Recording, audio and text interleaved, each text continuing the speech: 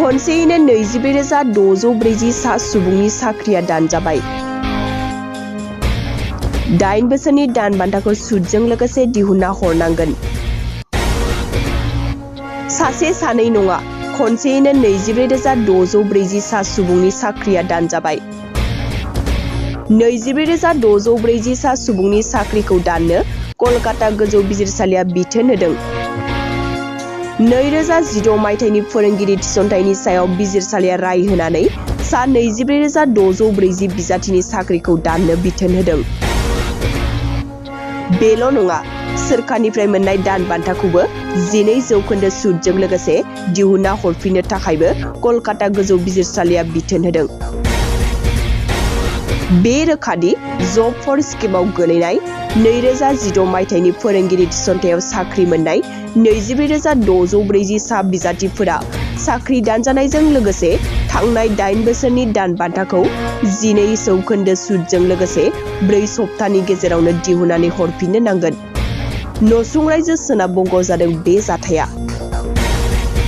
मिथिनो हानाय बादिब्ला गोजौ बिजिरसालिया 2016 मायथाइयाव थिसनथाइ होनाय फोसावथायखौनो केन्सेल खालामनो बिथोन होदों। बेजों लोगोसे लकसभा बिसायख'थिनि उनाव गोदानै थिसनथाइनि हाबाफारिखौ जागायफिननो थाखायबो रायजो सोरखारखौ बिथोन होदों। बबेखानि सरजाबफानाय लांदां मासि सोरजिनो थाखाय सिबिआइआ सन्देह गोनां सुबुंफोरखौ जिम्मियाव लानानै जेरा खालामनो हागौ होननानैबो सुलुङाव फोरमायदों।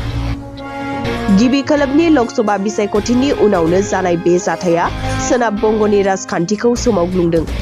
नाथाय गोजौ बिजिरसालिनि बे बिथोनखौ साख्रिनिफ्राय नेवसिजानाय मेरिट बिजाथिफोरा बरायदों आरो गोजोननाय फोरमायदों। खनसेयैनो 24,640 सा सुबुंनि साख्रिया दानजाबाय। 8 बोसोरनि दान बान्थाखौ सुदजों लोगोसे दिहुनना हरनांगोन। सासे सानै नङा, खनसेयैनो 24,640 सा सुबुंनि साख्रिया दानजाबाय। 24,640 सा सुबुंनि साख्रिखौ दाननो कलकाता गोजौ बिजिरसालिया बिथोन होदों। 2016 मायथाइनि फोरोंगिरि थिसनथाइनि सायाव बिजिरसालिया राय होनानै सा 24,640 बिजाथिनि साख्रिखौ दाननो बिथोन होदों। बेल' नङा, सोरखारनिफ्राय मोननाय दान बान्थाखौबो 12% सुदजों लोगोसे दिहुनना हरफिननो थाखायबो कलकाता गोजौ बिजिरसालिया बिथोन होदों। बे रोखादि जब फर स्किमआव गोलैनाय 2016 मायथाइनि फोरोंगिरि थिसनथायाव साख्रि मोननाय 24,640 सा बिजाथिफोरा साख्रि दानजानायजों लोगोसे थांनाय 8 बोसोरनि दान बान्थाखौ 12% सुदजों लोगोसे 4 सप्तानि गेजेरावनो दिहुननानै हरफिननो नांगोन। नसुं रायजो सोनाब बंग'आव जादों बे जाथाया।